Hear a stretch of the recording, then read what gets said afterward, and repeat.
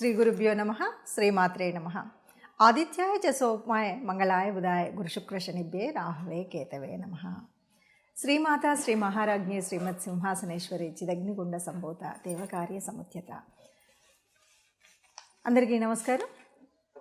ప్రతి మాసంలాగానే మరి ఈ మాసం అంటే జనవరి 2025 ఫిబ్రవరి మాసం గాను మాస ఫలితాలు ఎలా ఉన్నాయి, ఇందులో ఉద్యోగ, వ్యాపార, వివాహ, విద్య, సంతాన విషయాల్లో ఎవరు ఏ రకమైనటువంటి ఇబ్బందులు ఉన్నాయి, యోగించే గ్రహాలు ఏంటి, యోగించినవి ఏమి అనేటువంటివి తెలుసుకోవడం కోసం చేస్తున్నటువంటి ప్రయత్నంలో ఈ వీడియోలో ఇందులో ఫిబ్రవరి 2025లో రెండవ పక్షం గ్రహస్థితి ఎలా ఉంది. గ్రహస్థితి కనుక చూసినట్లయితే మనకి వృషభంలో గురువు, మిథునంలో కుజుడు, అలాగే మరి కేతువు కన్యలో, రాహువు మీనంలో, మకరంలో రవి బుధుడు మొదటి పక్షం వరకు ఉంటే ఇప్పుడు రెండవ పక్షంలో రవి బుధుడు కుంభంలోకి వస్తూ ఉన్నారు.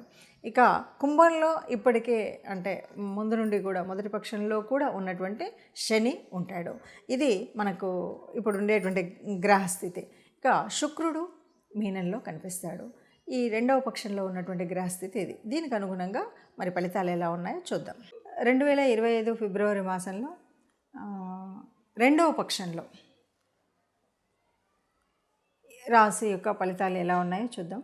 దీనికి ఏంటంటే రవి బుధుడి యొక్క మార్పు మాత్రమే కనిపిస్తుంది. చంద్రుడు ఎలాగో 2.5 రోజులకు ఒక్కొక్క రాశి చొప్పున మారుతూ ఉంటాడు.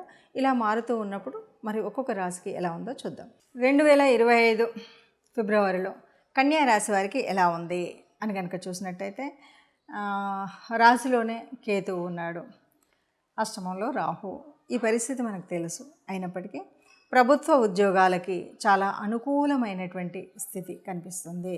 ఎందుకంటే దశమ స్థాన స్థితి వల్ల విద్యార్థులకు చాలా బాగుంటుంది. విద్యార్థులందరూ కూడా ఏది చదవాలన్నా చదవగానే రావడం, చక్కటి ఇంట్రెస్ట్ ఉండడము, చదువుకుందాము అనుకున్న చోట మంచి అనుకూల పరిస్థితులు ఉండడం, ఇలాగా విద్యార్థులకి అలాగే ఉద్యోగాలకి చాలా అంటే ఉద్యోగంలో చేసే చోట ఏ ఇబ్బందులు రాకుండా పై వాళ్ళ నుండి కానీ, కొలీగ్స్ నుండి కానీ, కింద ఉన్నటువంటి సబార్డినేట్స్ నుండి కానీ ఏ రకమైనటువంటి ఇబ్బందులు రాకుండా చాలా అనుకూలంగా ఉంటుంది. ఉద్యోగం కావాలనుకుని ప్రయత్నించే వారికి కూడా చక్కటి అనుకూలమైనటువంటి పరిస్థితిగా ఉంది. అలాగే అందరికీ ఒక మనం చేసే పని ఏది మాట్లాడినా కూడా అంటే మీరు మాట్లాడితే నిజం అనిపించింది లేదు అంటే మీరు మాట్లాడింది వేద ప్రమాణంగా ఉంది అంటుంటారు. అలాగా ఈ మాసంలో మీరు ఏది మాట్లాడినా, కన్యారాశి వాళ్ళు ఏది మాట్లాడినా కూడా వినే వాళ్ళందరూ కూడా మీకు ఒక విలువనిస్తారు, గౌరవం ఇస్తారు. మీరు చెప్పింది వాల్యుబుల్ పాయింట్ అని మిమ్మల్ని మీకు గుర్తింపు వస్తుంది. అంటే ఏది మాట్లాడినా కూడా అది చాలా మీకు అనుకూలం అవుతుంది. ఇక రక్షణ వ్యవస్థ బాగుంటుందని చెప్పొచ్చు. అంటే ఎవరైనా రక్షణ వ్యవస్థలో ఉన్నటువంటి వాళ్ళు అంటే పోలీస్ వాళ్ళు కానీ, ఆఖరికి సెక్యూరిటీ గార్డుల దగ్గర నుండి మొదలు పెడితే బార్డర్స్లో ఉన్నటువంటి వాళ్ళ వరకు కూడా రక్షణ వ్యవస్థలో ఉన్నటువంటి వారందరికీ కూడా చాలా బాగుంటుంది. ఆర్థికంగా అవ్వచ్చు, అలాగే సమయాన్ని బట్టి కూడా ఆరోగ్యపరంగా అన్ని రకాలుగా ఆదాయపరంగా అనుకూలంగా ఉండేటువంటి పరిస్థితి అయితే ఉంటుంది. ఇక కొంత మనం కళారంగం అని చెప్తుంటాం కదా, సినిమాలో కానీ, ఆర్టిస్టులు కానీ, ప్రొడ్యూసర్స్ కానీ, పెయింట్స్ వేసేవాళ్ళు కానీ, పాటలు పాడేవాళ్ళు కానీ వీళ్ళందరికీ చాలా బాగుంటుంది శుక్రుడి మూలంగా.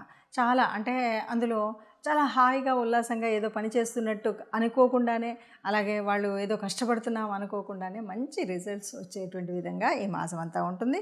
ఎవరైనా ఇప్పటికీ కొన్ని పనులు మనం చేద్దాం అనుకుంటున్నాము, ఆ పనులు పూర్తిగా అవ్వలేదు అనుకునేటువంటి వారికి, అంటే పెండింగ్లో ఉన్నాయి అనేటువంటి వారికి పెండింగ్ పనులన్నీ కూడా పూర్తి అయ్యేటువంటి మాసం ఈ మాసం అని చెప్పొచ్చు. ఇక కొద్దిగా ఆరోగ్య విషయానికి కనుక వచ్చినట్టయితే ఆరోగ్యంలో కొంత ముఖ్యంగా ఉదర సంబంధమైనటువంటి విషయాల్లో కొద్దిగా ఇబ్బంది ఉంటుంది. అంటే కొద్దిగా డైజెస్టివ్ ప్రాబ్లమ్స్, అన్నం తిన్నది కొంచెం అరక్కపోవడం, ఇలాంటి వాళ్ళన్నీ కూడా కొద్దిగా ఇబ్బంది ఉంటాయి. కొత్త వారు ఎవరైనా పరిచయం అయితే వారితో జాగ్రత్తగా ఉండాలి. వారి మూలంగా లేనిపోని చిక్కులు చికాకులు రావడం అనేటువంటిది కనిపిస్తుంది. కొత్త వారి అంటే పరిచయం అనుకోకుండా ఏదో మన వాళ్ళ ద్వారా పరిచయం అవ్వడం, వాళ్ళు ముందు బాగానే ఉంటుంది కానీ వారి వల్ల కొన్ని కొత్త చిక్కులు వచ్చేటువంటి పరిస్థితి ఉంటుంది. అలాంటి చిక్కులు రాకుండా ఉండడం కోసం మీరు ప్రయత్నం చేయాలి. ఏవి చేసినా మన ప్రయత్నం ఎంత ఉన్నా మనం మానవ మాత్రులం కాబట్టి దానికి దేవుడి అనుగ్రహం ఉండాలి. కాబట్టి తప్పనిసరిగా ఇష్టదేవత ఆరాధన చేయడం, గోశాలకు వెళ్ళడం, గోగ్రాసం ఇవ్వడం అనేటువంటి వాటిని చూసుకున్నట్టయితే జాగ్రత్తగా ఆ విషయంలో కొద్దిగా మనం దానం ధర్మం అనేటువంటి వాటిలో ఉంటే ఈ మాసం అంతా కూడా హాయిగా ఉంటుంది. ఇప్పటి వరకు ఉన్నటువంటి గ్రహస్థితిని చూసాం కదా. ఎప్పుడూ కూడా గ్రహాలు మనకు అంటే కదులుతూనే ఉంటాయి. ఈ గ్రహాల మూలంగా గ్రహాల యొక్క కదలిక వల్ల కొన్నిసార్లు కొన్ని గ్రహాలు ఒకే చోట ఉండడం, గ్రహాల దృష్టి ఉండడం, అష్టమ శని, అర్ధాష్టమ శని, ఏళ్ళనాటి శని ఇలాంటి వాటివన్నీ ప్రభావాలు ఉండడం, వీటన్నింటితో పాటు మనం ఉన్నటువంటి రాశిని బట్టి యోగకారకమైనటువంటి గ్రహాలు, యోగించని గ్రహాలు ఇలా మనం అన్నీ చెప్పుకుంటూ వెళ్తూ ఉంటాం. దీని మూలంగా కొన్ని రకాలైనటువంటి ఇబ్బందులు, కష్టాలు, సుఖాలు, జీవితం అంటేనే కష్ట సుఖాలు అని చెప్తూ ఉంటాం. కానీ ఈ రాశిలో మీరు చెప్పారు ఇలాగే ఉండాలి అంటే మనం చెప్పేటువంటిది కాదు. వీటన్నిటికి కూడా మనకేంటంటే కర్మ సిద్ధాంతాన్ని నమ్మేటువంటి వాళ్ళం. పూర్వజన్మ సుకృతము ఉంటుంది. దీనివల్ల మనకేంటంటే మనం పుట్టినప్పుడే మన యొక్క జాతకంలో జన్మ కుండలిలో కొన్ని గ్రహాలు చక్కగా ఏ ఏ స్థానాల్లో ఉండాలో అక్కడ ఉంటాయి. అయితే ఇలా ఉన్నప్పటికీ కూడా మారుతున్నటువంటి ఈ గ్రహాల యొక్క స్థితిగతులను బట్టి కొన్ని మార్పులు జీవితంలో ఏ నెలకన్నా ఏ వారానికి ఆ వారం చూసుకుంటూ వస్తూ ఉంటాం. ఇలా ఉన్నప్పుడు ఎలా ఉన్నప్పటికీ కూడా మనకు మంచి జరగాలి అనేటువంటిది కదా మన యొక్క ఆశ. అందువల్ల మనందరం మంచిగా ఉండాలి అనడం కోసమే ముందు జాగ్రత్తగా ఈ విషయాలు తెలుసుకుంటాం. ఏదైనా దీనివల్ల కొద్దిగా కీడుంది, దీనివల్ల ఇలాంటి జాగ్రత్తలు తీసుకోండి అని ఏవైతే చెప్తున్నామో వాటిని తూచా తప్పకుండా పాటించినట్టయితే బాగుంటుంది. ఇది కాదు ఎగ్జాక్ట్గా నా జీవితకాలం యొక్క తెలుసుకోవాలి అంటే జన్మకుండలి తప్పనిసరిగా వేయించుకోవాలి. మీకు తెలిసిన మీ దగ్గరలో ఉన్నటువంటి ఎవరైనా జ్యోతిష్యుల దగ్గరికి వెళ్ళి పూర్తి జన్మకుండలిని వేయించుకొని పూర్తిగా దానికి సంబంధించిన విషయాల్లో మీరు తెలుసుకోవడం అనేటువంటిది మంచిది. అలా కాకుండా ఇలా కేవలము గ్రహస్థితిని బట్టి మారుతున్నటువంటి వాటిలో అంటే ఈ కోటాను కోట్ల మందిలో ఒక 30% వరకే మనకు దీని యొక్క రిజల్ట్ మనం చెప్తున్నట్టుగా ఉంటుంది.